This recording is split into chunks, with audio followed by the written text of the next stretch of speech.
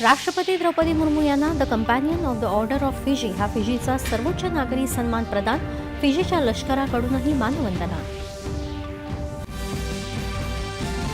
राष्ट्रपती द्रौपदी मुर्मू यांनी फिजीच्या संसदेला केलं संबोधित. उभय देशांमधील द्विपक्षीय संबंधांना नवी ऊर्जा आणि दिशा मिळाल्याचं प्रतिपादन. भारतीय समुदायाशीही साधला संवाद.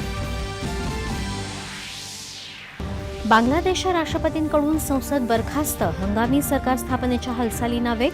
आंदोलनादरम्यान अटक केलेल्या सर्व विद्यार्थ्यांची सुटका करण्याचे राष्ट्रपतींचे आदेश. बांगलादेशमध्ये हंगामी सरकार बनवण्याच्या दृष्टीनं सल्लागार प्रमुख म्हणून नोबेल पारितोषिक विजेते डॉक्टर मुहम्मद युनूस यांच्या नावाला आंदोलकांकडून प्रस्ताव.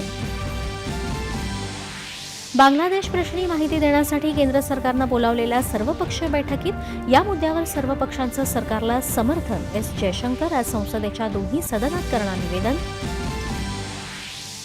भारत बांगलादेश सीमेवर हाय अलर्ट. सीमा सुरक्षा दल बारकाईनं लक्ष ठेवून बांगलादेशला जाणारी रस्ते, रेल्वे आणि विमान सेवा रद्द.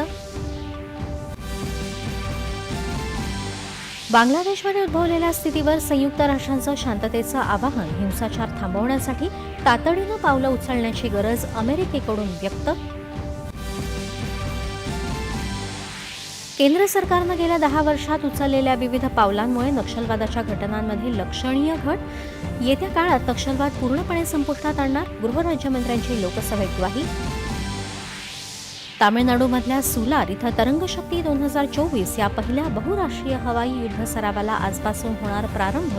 युद्ध सरावात 30 देश सहभागी. पॅरिस ऑलिम्पिकमध्ये भारताच्या अविनाश साबळेची ऐतिहासिक कामगिरी. पुरुषांच्या 3000 मीटर स्टिपलचेस स्पर्धेच्या अंतिम फेरीत धडक.